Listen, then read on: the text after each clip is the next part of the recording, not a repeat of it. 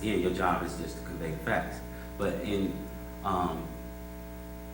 dealing with an individual on that specific topic, it's all in where their background is. Again, if their background is dealing with Christianity, Islam, or Judaism, you use their scriptures to explain how different beings, or as it says in Genesis chapter 6, for instance, that the sons of God came down unto the daughters of men.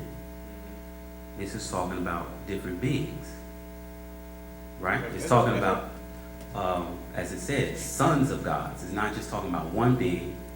It's not talking about Jesus, as they call him the Son of God. It's talking about beings coming down and procreating.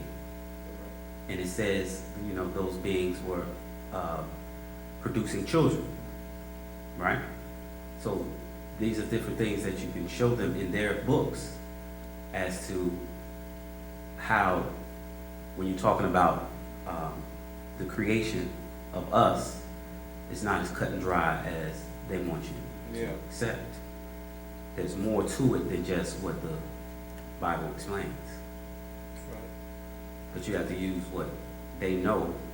You know, as the master teacher said, you have to give them what they want so they can learn to want what you have to give. Yeah. So you have to start where they are. Right? Go ahead, sis. So you said first we came out of the water and then we mixed with the Australopithecus. Then the beings from the sky came and they reproduced with what was here now. What was Well, before? we evolved out of the waters onto the land and eventually evolved into the Australopithecus. Oh, The Australopithecus, also known as the Nubian or the Pt.2, right? This is your prime being on the planet from our original seed. and then I also heard that there were women only at first and then men came after. Is that true? Right, with the women that seed that evolved out of the water were primarily the women who procreated through means of parthenogenesis, which is they were able to reproduce on their own, asexually. And so eventually, as time passed, is relayed in the Black Book, that these beings produced a male being with an experimentation of the different beings that came in, which produced the Y chromosome, which is really a genetic defect of the X, right? As the master teacher explained, it has less genetic material, 2.8% less genetic material, and it's also 5 times smaller, right? And if you really look at all of your chromosomes, they all form X's except for the Y. All of the 46 chromosomes that you have, all of them form X's except for the Y chromosome, which lets you know that is a degenerative chromosome that is inferior to the X, right? And this is, you know, in the male chauvinistic doctrines of religion, they want to teach you that Adam was first, then Eve came from Adam. You know, and the master teacher posed the question, like, the question, you know, did Adam have a belly button? You know, did Eve have a belly button? You know, and if they didn't, where does belly buttons come from? And how does that in our genetic code if these beings didn't have it? You know, did Adam have nipples? Why? You know what I'm saying? So these are the fallacies of religion that let you know that if you look at things from a scientific basis, it's much deeper than that. It's much deeper. The woman was here first. The men are really genetically lesser women who are just pumped up with a hormone called testosterone, which gives us more strength. But we are physically inferior in terms that we have parts of our bodies which don't work, like our nipples. They have no function. What function do nipples serve? They have none. You know, they're just sexual instruments that we use. Other than that, they have no real function. You follow? So this is another example of how the male is inferior to the woman in terms of that physical aspect. Of course, we have more strength just simply because of a hormone. You follow? As the master explained, that in that first 6 to 16 weeks of gestation in the womb, the child has no gender. So depending on which hormone is prevalent, the fetus will either develop into a male, and that ovarian part will be suppressed, or to develop into a female, and the testicular part is suppressed. Now, one thing that's interesting is that, in modern day times, because of our lack of knowledge of sexuality, science, the human body, we think sexuality is really cut and dry, when it isn't. It's far more than just what we think. There are instances where a man or a male child can be born with full male parts. As it gets to puberty, the body produces female hormones. This actually happens. Isn't that like a default? I mean, like when you eat a lot of McDonald's and stuff, that's what happens. There's something wrong with you. Isn't that like a bad thing? Well, in certain instances, that is a factor. But the point is that sexuality is not as cut and dry as we tend to believe. The point is, just because you're born with male parts or you're born with female parts doesn't mean that you're just female or just male. Because what the master explained, there is no such thing as a true male or a true female, because there are degrees of sexuality. You follow? There are things that men do that are feminine. There are things that women do that are masculine. It's not as cut and dry as we think, or we tend to believe. And so because of it is also the spiritual aspects to it, in terms of gender. Because when the sperm enters the ovum, a spirit is born called your ka, right? And that spirit at that point in time develops, you have a gender, right? But the physical body doesn't have a gender yet. You follow? It doesn't develop a gender until 6 to 16 weeks.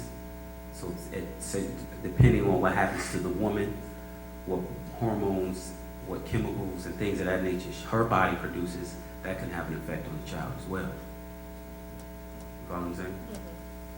So what was the purpose of creating men? Men were actually created to be workers. We were created to be slaves. We were created to bear the burden for the women. That's what we do. But as the master explained, that women fell in love with her creation, and because of man's strength, he overpowered her, and women became subservient to men. So, but originally, man was created to do the work. So is God a female? Well, God in itself God is a generic term. Let's deal with that. It's a generic religious term. When we're talking about the original creator as God, that is female. Because when you look at creator or create, that word in itself means to grow. That's what happens when the child is in the womb. All those attributes that they give to God or Allah, the fashioner, the maker, the creator, all those things happen in the womb of the mother.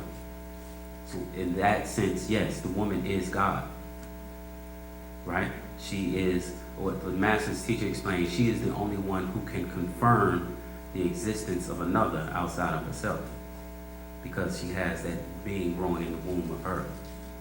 Man can't do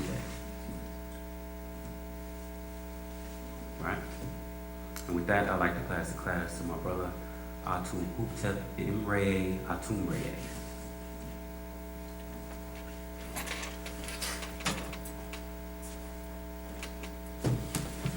Any other questions Yeah, can you elaborate on what he just said? about the females? Yeah. I had this, we said this so many, weeks, is that, you talk about the man coming from the female? Yeah, how women, so he was saying how women are the God physically. How they were God physically. I want to know what makes him more God than a female other than his intelligence, other than his. He said, what makes the female more What God? makes Panabab more supreme than a female? I always want to know that too. Cause he's still, at the end of the day, he's still a man. I know that. So what makes him, other than his in and out intellect, what makes him more, God than a female? Okay. Or supreme. I'll explain this, it's not that deep. Orion is where the male species originally come from. And they came from Risk. Sirius is where the female species come from. And they come from Risk. What happened, they had a special order where what happened is it was a book called matter of fact, it was a Wu-nuwaup lesson number 27, the story of Risk. These non-gender beings, when you understand when I say non-gender, what do I mean? I don't know. Non-gender. Like 9 different genders? No, nine, N-O-N, non. Oh, non-genders. Oh, Okay, watch this. Is that a female next to you? yeah. Okay, what makes her a female? Her vagina, her. Oh, exactly. Do you have that? No, Yes, you do. I do. But it's outside. That's exactly. So that means that she was first, physiology-wise, right? You hear me? Yeah. So you couldn't call yourself a male because how would you call you male if you didn't exist? And you couldn't call her a female because there's no opposite. You understand what I'm saying? I do. So when the women scientists created and made and created a hybrid out of them, right? We meaning that they took 2.8%. I got the word up here. Of a Y chromosome, right? I mean, of an X chromosome. It's like this is why the X seems like it's missing the stem, right? She maimed another female. Then she injected with what you call testosterone or toad venom poison to build up the muscles. You hear me? Did you ever see women who's on steroids? You see how they look? What they start looking like? Me? Exactly. The same process was done in ancient times. But they had a more natural effect as opposed to what you call extreme steroids or testosterone. You hear me? So now you had a masculine female. Come on, use the word man yet. You hear me? Yeah. You hear me? The breasts, what happens when you take steroids? Women start losing their what? Mammary glands. Their memory glands, right? And what happens? If a man takes too much steroids, it produces what? Too much estrogen, and you'll start getting breasts, and you'll start shrinking. Yeah. The testosterone, steroids don't make you the steroids don't make you lose your genitals. Your penis doesn't get small from the steroid. It gets small because so much testosterone is being pumped into your body that your body starts trying to compensate for it, right? To balance it out with estrogen, and that's what shrinks your penis. You hear me?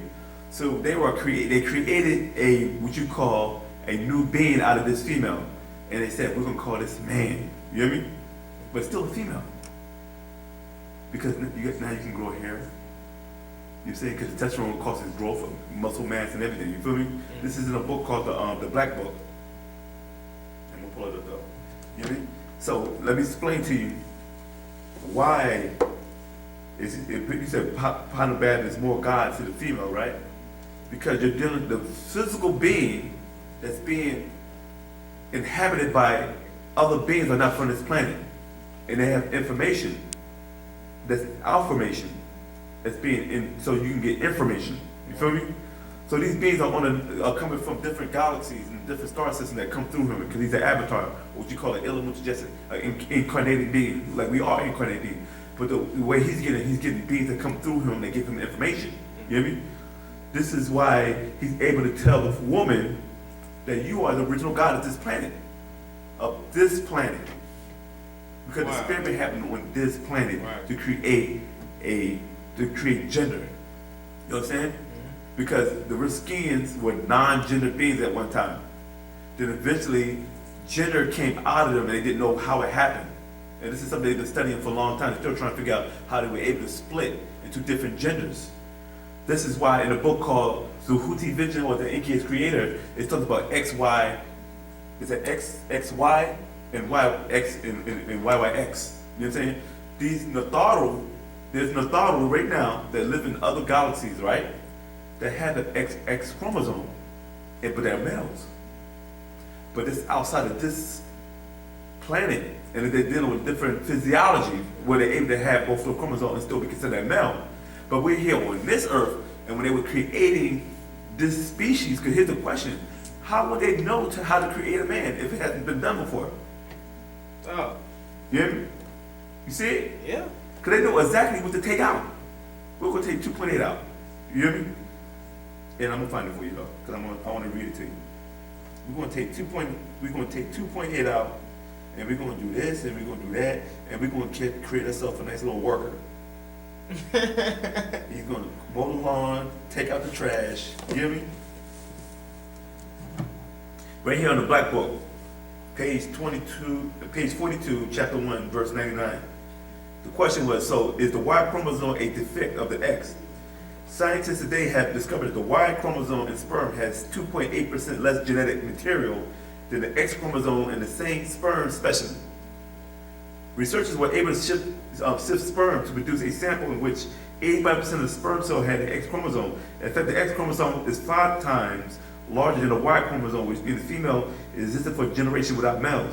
To get the Y chromosome out of the X chromosome, you lose one of your points, though the chromosome is defective, which is why a man has the same components on his body that the woman does. For example, the breasts and nipples, however, men don't breastfeed. Men are a genetic defect of women. A woman not only breastfeeds her children, but she nurtures the whole world with her wisdom.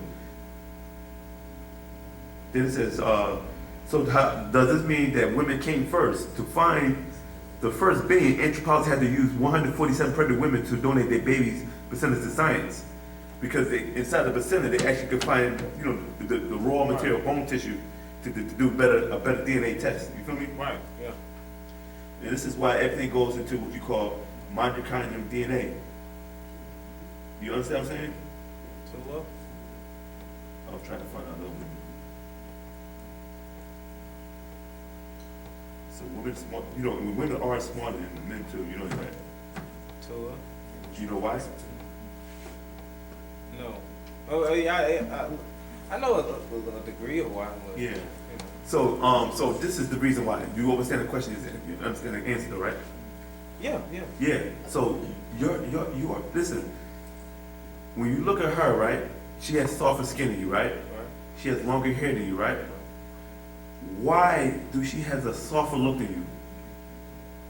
And you have what you call by black and better word in American culture, a masculine more look, a rugged look. Why is that? Testosterone? No, What? because it's called intermixing with different species. If you go back and do some research, and this is what people who watch this class, go online and look up African tribes, not modern African tribes. Try to find the oldest pictures that you can find of Europeans going to Africa and taking pictures of tribes. You would notice something, that these African men and these African women look like brothers and sisters, and these are their wives. Have you ever seen old pictures of Africa? Yeah, And you're right. you're like, damn, and you'll say, oh, she's ugly. She don't even look feminine. Am I right or wrong? Right, you're right. Huh? But look at dogs. That's right. Look at hippopotamus. That's right. Look at elephants. Right? Look at any animal, unless they have a certain distinction of what a male is between a female, right? Most of these animals genetically look the same, right? And the only way you can tell the difference is you look between the legs to see whether they were a vagina or penis. It's the same way it was in Africa. You looked at exactly like you. There was no masculine or feminine look. The only thing that made a difference was the organs, mammary glands, and the vagina, and the penis. That was the only difference. But they would look exactly alike. They had the same genetic makeup. But what happened was when different species of Hindus and Caucasoids and Mongoloids mixed in with the Negroid, right? It created hybrids and created variations of shapes, sizes, and forms of features of a human anatomy, right? So you might have a little Mongoloid eyes, but you might have African lips, and you might have a Hindu nose. And what happened is, whatever they push over the years, she's the most beautiful. People magazine has said that she's the most beautiful woman in the world. Or if they keep showing the same programs or the same look over the years, what happens? You start thinking that This is beauty. Yeah. And then now you're associating this with a feminine look, right? Physically. So, oh, she's feminine, she's so pretty. You ask the person, what makes her pretty? Oh, she got pretty eyes, nice lips. I said, Africa got pretty eyes. Yeah, but her lips are too big. Her face is too broad. But we have broad features. But you can find people that have broad features that have pretty faces, but it's the combination. So that means that if I take 100 men and I bring 4 women in here and I say, which ones look good? And they all vote. It's not a genetic thing they're going by what they were taught, by the visual things they see on TV. That's right. So if 80% say she looks, number 1 looks good, and the rest of them gave low numbers, the next they say, well, she looked better than all of them. But that's just your opinion. Now if I get 500 people, they might say number 4 look better than number 1. So it's a numbers game. Yeah. You see, it's about who picks who. And we're going to have a poll or a ballot to see who you vote, who looks better. Vivica Fox, Nia Long, or Halle Berry. And who would they say? Halle Berry. Why is that? Because she's the whitest out of all. Yeah, exactly. And they push a Caucasian, it's a Caucasian feature with browner skin. You feel me? And this is why Pop is God, but he's the God of this heaven. He's the master of this heaven and earth, because this is what he was assigned to. Yeah. You feel me? I want to ask that question too. Yeah. How is he the master of this heaven and earth when other cultures have their own masters? Yeah, cultures have their own masters, right? Yeah. But were you invited to come in the house? Would you invite? Meaning that this is our planet. We were here first. We're staking claim, and we seeded this planet already, right? Yeah. And we have a galactical federation, right, where different beings are allowed to come here and work with us, right?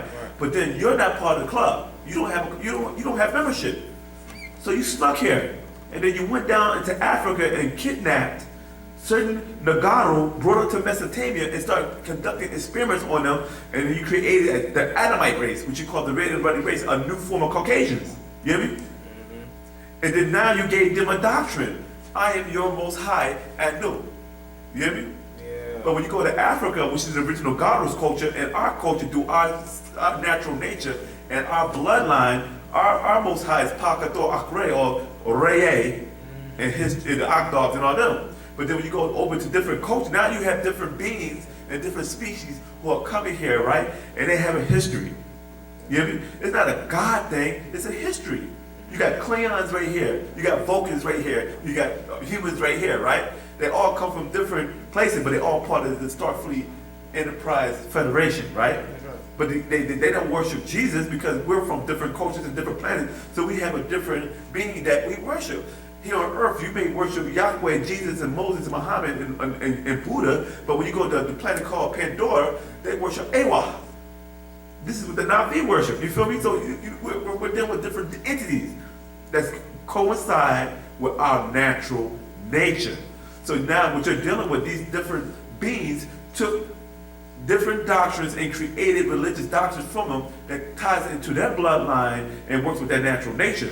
So what happened is that when you got beings from Mesopotamia, then you got beings from Europe, you know what I'm saying, which is the Fugarites and the Nordic gods, right? Then you got the Africa, which is the Nadaru gods inside of Africa, right? What happened is this: when you are populating an area, right? If I can fit 4 people on top of this book, right, and you can live your life, what happens if you live and stay in a small area, right? You reproduce and you have what? Children. Now you may have 2 children, you may have 5 children, but it's more than what was in the room. You start with 5, now you got 8, right? Then these children have children. Now you start with 8, now you got 20. And it keeps reproducing, right? And what happens, you live in an area where there's a certain amount of food and a certain amount of provisions that's only dealing with a certain amount of people. So what happens, you eat all the provision in this area. So what do you have to do now? You have to expand. Okay, we got to go over here because we didn't use up all the natural resources here. So we start expanding. This is what happened in Europe over time. They kept reproducing, and they would reproduce in litters. You know what I'm saying? Yeah. And they would be half man, half beast. So what happened is they used up all their natural resources. Now they start going to other people's countries. And when you go into other people's countries, right? I gotta get their resources, but or will cease to exist. So what we do, we go to war. And if we win the war, well, guess what happens? We kill all the men. Why? Because men reproduce. Yeah. And we'll keep the women and children because then we'll just rape the women and produce offspring that's under us. Now I have to give you our doctrine. But your doctrine is not made for Africa. It's for Europe because the being that you came from crashed down in Europe. They gave you a doctrine. You know what I'm saying? And they gave you a culture that ties into your bloodline of your ancestors that go from the planet Aldebaran. You feel me? Yeah. But our people came from Orion and Sirius by way of from Risk, and we have a rich history also. So you're dealing with different species, and the most highest being or deity of that bloodline will be called your most high. You feel me? It's not a religious book thing. It's just that the most supreme being of that bloodline is the one that's being revered. You feel me? Yeah. So now that you're in Africa, you're bringing in your doctrine to overpower my doctrine. So you're going against my natural nature by imposing your nature upon me. Wow. Now I practice your way of life and your ideology, and then I become crazy because I'm going against myself. You feel what I'm saying? And this is what happens when you go to different regions and wars are started. When Islam became so predominant over the last thousands of years, it was going around conquering different areas and forcing people to become something that they're not. And this is why you're walking around seeing an African with Islamic clothes on saying Assalamu alaikum, and this guy's Europe. Yeah. You feel what I'm saying? Then you got Chinese people who've been living in their culture for 1,000 years, and they walk around saying Assalamu alaikum and wearing jalapeers. Yeah. You can find it in Mongolia, and you find some in Russia. A lot of people don't understand. A lot of Russians are Muslims, but they don't tell you that because that's why they call it Moscow, because there's nothing but a bunch of mosques in the city of Moscow. They're the same domes that you see there, you see inside Saudi Arabia or any Islamic country that got a dome on it, which represents the what? The breast or the mammary glands of a female. You know what I'm saying? Then they have a thing called obelisk in ancient Egypt, and you find the same thing in Saudi Arabia. They call it minaret, which is representative of a man's penis. But this stuff comes back from ancient Tamaray and ancient Sumeria. So you're watching cultures being put into a pot like gumbo, and people are following. And this is why in America you see this is like a big pot of gumbo. You're dealing with religion, and you're only dealing with the religious combinations, but you're dealing with a combination of cultures and so on. And what happens? People are taking pieces of this and that, and they're putting these clothes together because they're confused genetically. This is what you're getting. You call it the hippie movement. They put different colors on. I'm just trying to be flamboyant and different. No, you're confused. Because if you was living your state of life, you say, okay, I'm only feeling this color. Because you're in your right natural nature. Because you got mixed in so much with different DNA, whether you're dark skinned or light skinned, you're picking out stuff according to your mood or what's permeating inside your DNA. Yeah. I want to wear this, and I'm going to wear that, and I'm going to wear this. And you can't decide, well, I don't want to wear that. I'm going to switch it up and just create something different. And then you're walking around looking like Bozo the Clown. Talk about, free energy, free love, free peace. And I just want to meditate. You feel me? Yeah. Yeah, go ahead. So where did Hindus come from? Which ones? The one in India. I didn't get into all this. I don't be more specific with your question. Well, it's a lot of Hindus in Africa. Where did they come from? How did, You said in Africa? yeah. That's what you're saying. Yeah, but where did they come from? What's their genetic origin? Their genetic origin come from us to a certain extent. Meaning that when the God was originally here on the planet Earth, certain beings needed to come on this planet also.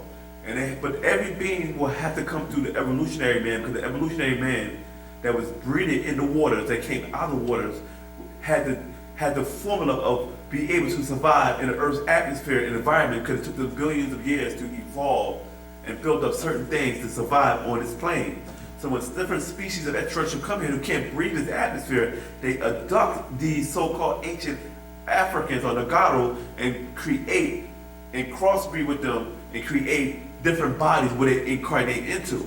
Because these Hindus or these albino Aldebarans that came from what you call Canis Minor came here and mixed in with these Nagaru and produced the Hindu seed that you see today. This is why when you look at the Hindu, you got to go back to the Hindu's ancestor, which is called a Wu-nuwaupu. These Wu-nuwaupu will almost look like Negroids, but they have straight hair, wavy hair. You feel what I'm saying? They had a complexion and they have similar features to the Nagaru. You know what I'm saying? But they have straight hair because they don't have them sun heat genes the way we do, that which is a gift from our ancestors who came from Risk, who came from a tri-solar system with 3 suns. So that means that your body was introduced with 3 forms of sun radiation in your bloodline that caused that straight hair to kink. You know what I'm saying? Because the straight hair had to bring a certain being into the planet Earth, right? Called a Shaggy, that had hair. And with these beings, they came out of water, were hairless. So they, in order for them to communicate interdimensionally to their ancestors, they needed some form of antennas. So they did it, they crossbred with these Shaggy, and this is why we as Nagaru have facial hairs and hair over our body. You know what I'm saying? Because the sun heat genes are so strong in us, this heat causes the hair to kink or congregate. Congregate, is it congregate? How you pronounce that? Coagulate. Yeah, that's the word I'm looking for. I don't use that word that much. Huh? Talking about like blood? Yes. Wow. Because what happened is, if you take a piece of straight hair of any animals or Caucasian or Oriental who got straight hair, right? And you slowly bring it towards the flame, before it burns, what will it do? Turn into a 6. It'll curl up. This is what the sun heat genes inside your bone marrow and your blood does to the hair follicles in your body. It causes them to, you know, to curl up. Wow. And this is where the Hindu come from.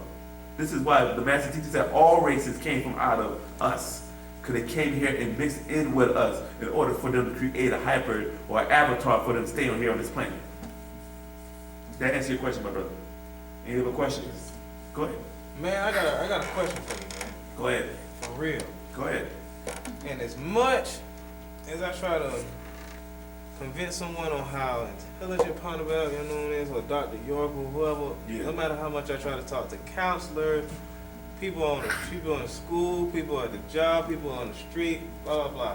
The question that they always ask me after I give them his stats, Yeah. and they even, and some of them even read his books, and some even be like, wow. The question they always ask at the end of the day, okay, if he is so powerful and he's so intelligent, Why is he how in jail? That's right. Here's the question. If Jesus is so powerful and so great and he's God in the flesh, he's Son of Man, how did he allow mortal man to beat his butt and then lock him up? But If then- Muhammad was so powerful and he was under protection of Allah subhanahu wa ta'ala, how did he get poisoned and die? If Murdoch is the most powerful god of gods of the Anunnaki, right? How did he get locked up in the pyramids? See, what happened is this.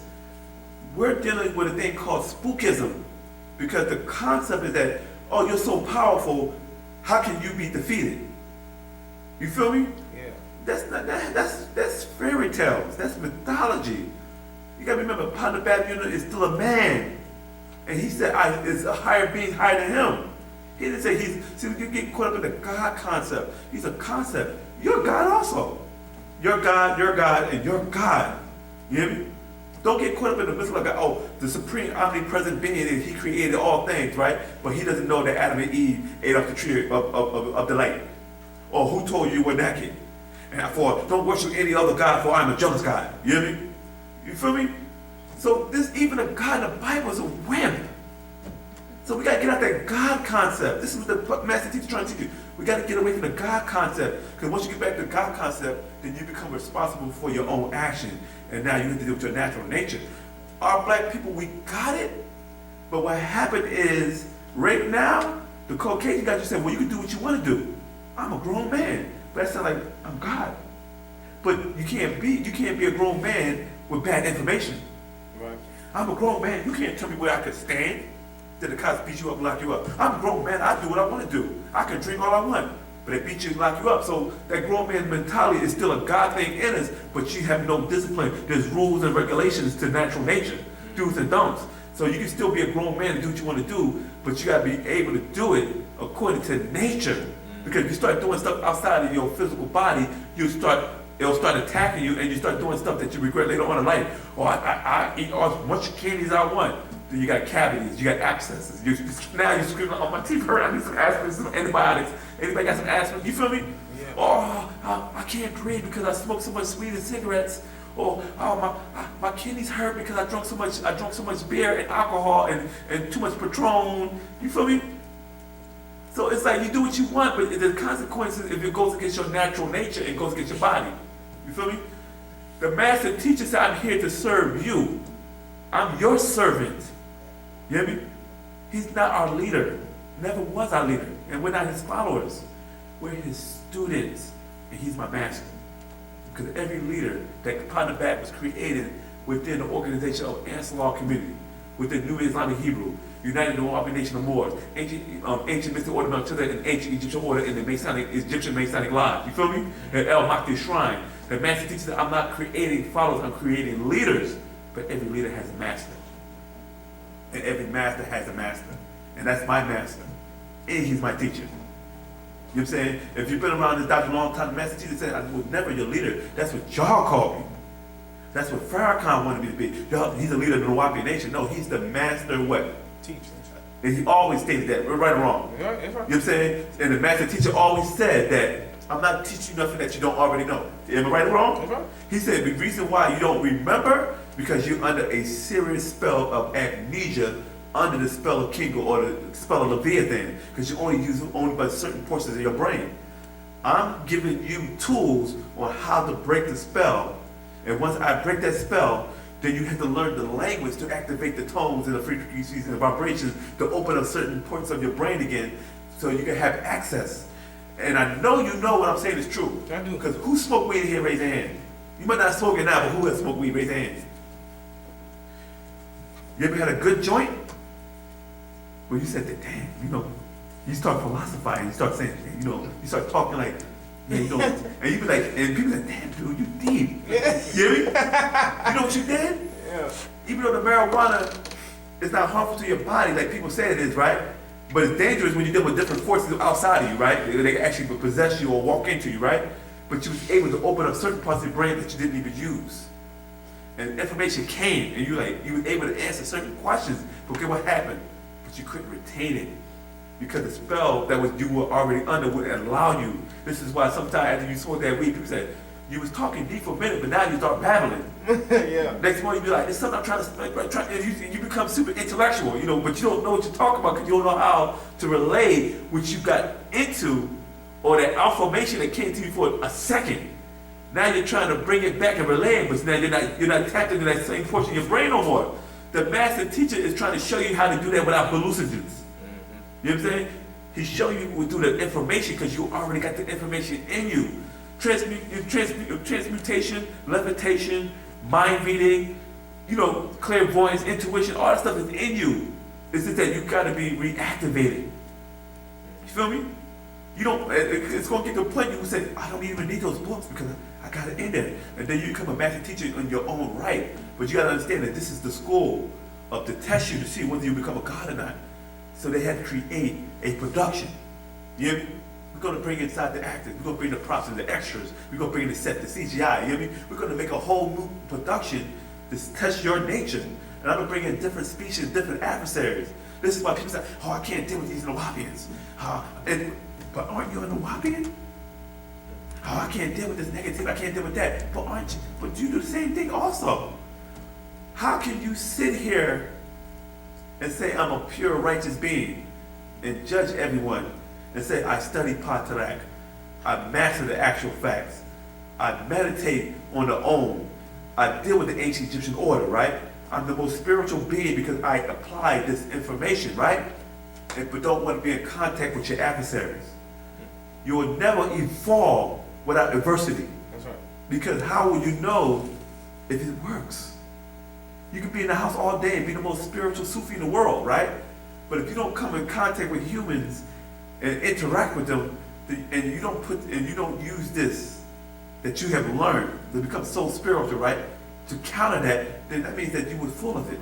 Because you didn't really understand the principle is that you have to be tested. Let's see what you learned. Yeah. Let's see if you really apply this to your being or you're just ego tripping because you want to sound deep. A lot of people who complain about the tribal members are people who didn't apply the tribal members' remedies. You know what I'm saying? Oh, I can't stand the way this person argues. But they got a book called The Argument that deals with that. Oh, I can't stand these people jumping in. It's called a book called The Ghost. I put books out there so you can apply it. So when you start seeing people act some way, oh, I'm not going to pop a book about that. And then you're able to handle it. As people in the hood, you know how to maneuver in the hood, don't you? You you know who to stay away from, and you know what to wear and where not to wear around certain people. Mm-hmm. You're not gonna wear no $40,000 chain around your boys, are you? No. Why? Because Because what? it's Jack. Yeah, but you know how to deal with Stolen that. from? It's so deep in that you know how to deal with that, but when it comes to the WAPO, all of a sudden you can become stupid again. Like you don't know how to adapt to your own tribal members. Everybody's in the hospital, everybody's being treated, everybody's being cured, but you were sick at one time. So the stuff you hate about that person is what you don't like about yourself. But you're so self-righteous, you don't want to admit that I'm in fault also. I messed up. I got issues. And once you start dealing with self-awareness about yourself, about things about you, then you're able to grow and you're able to adapt to people. One thing that I learned in this mission for a long time is that people who are consistent, or even people that you're able to adapt to, is the person that's not consistent. A person who flip-flop and just constantly change. That's called chaos. Even a person might be consistent in their accomplishment, you're able to adapt to that and you're able to figure out, okay, this is what I don't do around this dude. Yeah. But the person that's unpredictable is chaos, and chaos is not permitted in Wu-nuwaup. Because you're going to have your disagreeables and your agreeables, but in Wu-nuwaup there's no chaos, because there's an order here. Yeah. This is why we have it called the Sufi order, the ancient Egyptian order, the ancient mystic order of Melchizedek, order. Or The Nuwaupic, the Masonic Egyptian Masonic Lodge or order, the Masonic order is all order. You feel what I'm saying? Now you got to put yourself in order, but a lot of people can't put themselves in order, right? Because they can't follow Patarak. The reason why they can't follow Patarak, because Patarak goes against their natural nature. that's right. That means that you don't even belong here. So what are you here for? Wow. Now I'm not talking about you, I'm talking No, about that no, no. person. Why are you here? That means you're here to cause what? Chaos. And this is why Partner Bad and New put the Patriarchs out, so you can see for yourself who's who. Because they can't follow Patriarch. A lion can only jump in so many hoops in the circus until it starts to revert back to his what? Natural nature. Yeah. Then it attacks the trainer. The people say, oh, the lion went crazy. No. He actually went back to being himself. And now you tell the lion, welcome back. Get back to your senses. You hear me? Instead of you jumping the hoops and stuff like that. Yeah, go ahead. It's funny you say that they got a special on CNN about the killer whales. Yeah. Called Blackfish, how they turn them on the trainers. Yeah. It sounds the same thing that you're doing. They No, revert back to what they were not turning on them. They're regressing back to their nature of self. That's what I'm They talking said, about. look, your food. I don't care what you did for me. I'm eating you. Because you're on my menu. You feel me? But this is what happens in Wu-nuwaup. A lot of people ain't here for the same reasons. And Patarak is to make the separation of who's the real Nuwaup and who's the fake Nuwaup. Because Patarak is a natural culture. It deals with nature. And if you can't follow Patarak, that means your nature is not a Wu-nuwaup. You're not one of us. You just look and smell like us. You wear our clothes. You know what I'm saying? You eat our foods, but you can't follow Patarak. That means that you're not even supposed to be here. Right. And what they'll say is one of the things you'll hear in the streets. How you know Partner Bad you wrote the Pataraks and the actual facts? He didn't write them. Never did. Did you know that? No, man. He didn't write none of these books. If you open the first page of any of these books, what it says in the first page of the book? Authored by who? Dr. Malachi, is that authored? You know the difference between an author and a writer? What? An author authorizes the writings. A writer writes. I'm not saying Pop's not a writer, but a lot of the books that Pop put out, he authorized, because you got to understand that Pop is a master teacher. You ask him questions, like you ask me a question and you answer it. Now somebody take what I say and put it in book form, then I authored it, but I didn't write it. You feel me? Pop has so much teaching out there verbally that the system will take the information and put it in book form and put pictures and diagrams. And Pop said, put that together. This is, if you look at a book called Whatever Happened to the New Islamic Hebrew Mission, you'll see a book department and sisters on the computer working on books. Hear me? So they're writing books, but they're getting the information from the master teacher. That's the difference. You feel me? Gotcha. What? That's what, this is the problem. So what happened is, because I can't follow Patarak. It goes against my nature, right? So the best thing you can say is, Pop didn't write that. That's their excuse. Oh, he didn't write that. So that gives them justification not to follow Patarak, because if they follow Patarak, then they'll be exposed. Mm-hmm. You know what I'm saying? So this is the trick of the devil. or the shadow Nuwaupians that our master teacher was talking about for so many years. These guys are shadow Nuwaupians.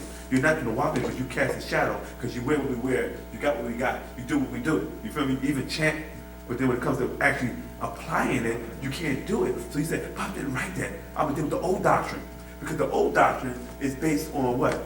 Leviathan. Yeah. But you are a blood link to Leviathan. You are of your father, the devil.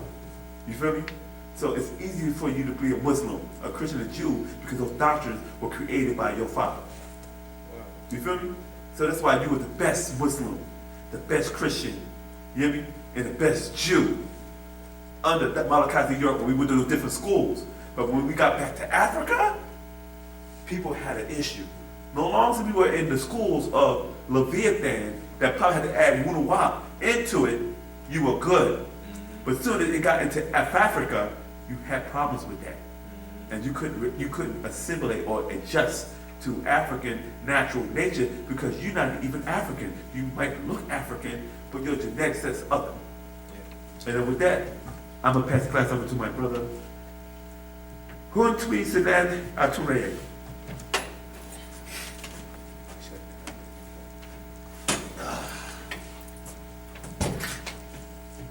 You got a question on this? So is it true that if you have the blood type O, you're more of an original person, like our ancestors? Right, that original, O is original blood type. And, you know, it's O blood can be used basically on anyone. So yeah, O is the original blood type. Then I also had the question, when he was, I think you were saying about the women being God and the men were sent here to do work.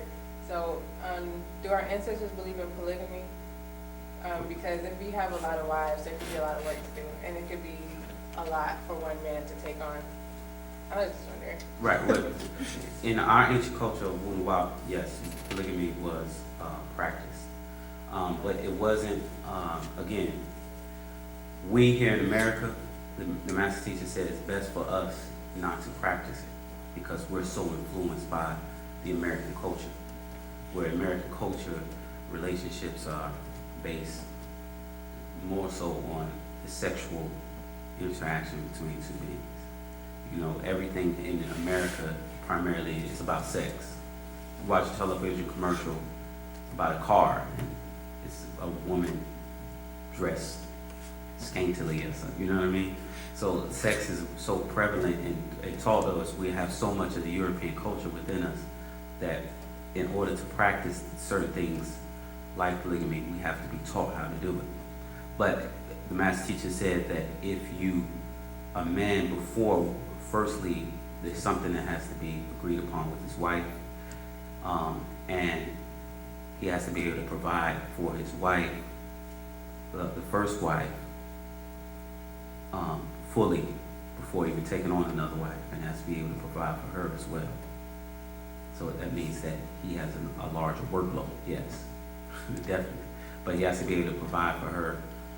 But see, the thing is that because of our ideology of what family is here in America, what we should have is a family structure where there's a family business. We're not working for somebody else. But in running a family business, you know, you have different aspects of it. You know, you have the finances of the business, you have inventory, you have all this thing. All this is in-house. So instead of having someone working as a secretary, a wife can have that. But you also may have children. So children have to be raised and educated in-house, at home. You know what I'm saying? So these things are done as a family unit. But again, because of our influence of American culture, men want polygamy because of sex. Women don't want polygamy because of sex. You follow what I'm saying? So it's all sexual based. You follow? But polygamy is something part of our culture, but it's so more vast aspects to it. You know, especially men and women. For instance, as men get older, one of the things the master teacher said is that one of the reasons that men get prostate cancer is from lack of use of the prostrate. So as men get older, they should be having sexual activity to exercise that prostrate. But as women get older, they should be having less sex because more of that friction, more of that actually affects her inner cavity. So, especially as well to preserve herself from taking on DNA and things of that nature, to get back to herself, she should be having less.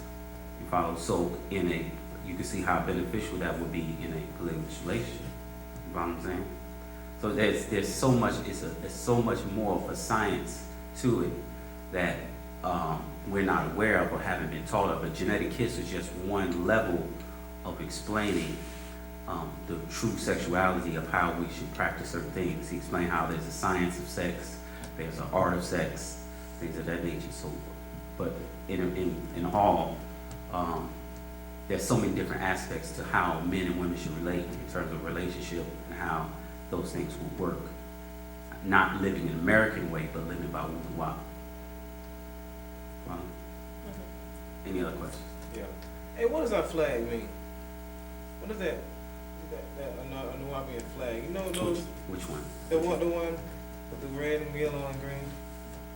Well, you have, again, you have in it Wu-nuwaup, which of course is us. Right. You have the crescent or the Ankh-tui, which represents double resurrection. Within it, within that Ankh-tui, you have that jewel, which represents the soul, right? You have the sun. You have the colors: the red, the black, the yellow, the green. All of those symbolic colors. Actually, there was a breakdown of the flag, because this is one of our flags. Yeah. You know what I'm saying? There's a breakdown of it fully. I can't remember all of it right at this time, but there's a full breakdown to it. I know what you're talking about. I just want to know what that meant in the yellow. Like, really. Oh, that's Wu-nuwaup. That says Wu-nuwaup. That said Wu-nuwaup? Yeah. Oh, okay. That's in our ancient script in Wu-nuwaup. Gotcha. Right. Okay. All right. Any other questions? All right, we were talking about women being God, right?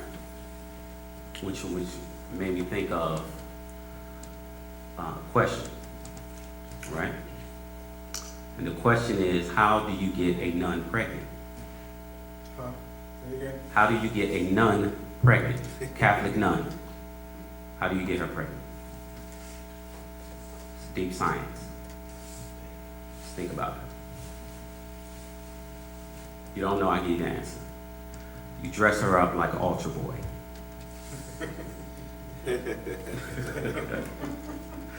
That's how it works. You dress her up like an altar boy. All right. There was this man, right? This drunk Caucasian man. He walks into a Catholic church, right? So he goes in the confession booth. It doesn't say a word. So the priest, he starts coughing, trying to get the man's attention. So finally, after a few minutes, he knocks on the wall 3 times. So the drunk Caucasian man says, hey, there's no reason to knock. There's no toilet paper in here either. You didn't get it. Enough stuff. Don't worry about it. Any other questions? No? Well, we'd like to thank you all for coming out this shadow. We're here every Friday. Question and answer class. You know, bring some friends, bring some questions. You know, schedule for the week. Every Monday, we have a meeting with Pamadrusu Tasrak, the Nuwaubian Student Association. That's about 5 o'clock, 5:30 time. 5:30 every Monday. Every Tuesday we have our formation class. updates given from our master teacher, as well as new information. Every Wednesday, we have Wu-nuwaup class at 6:30, as well as movie night, which is started back 8:30. Every Thursday, we have chant with our Supreme Grand Council of 24 elders. That's at 9 Thursday. Every Friday, we have our question and answer class here in Park-a-Rar. It's roughly 8 o'clock. Every Saturday, we started Saturdays back in? No? Not yet. The Saturday is tentative. Every Sunday, we have our secret and sacred orders that meet here at Park-a-Rar. And, you know, all those things that you want to get involved in, here to help spread Wu-nuwaup worldwide. So we thank you all for coming out. Wu-nuwaup.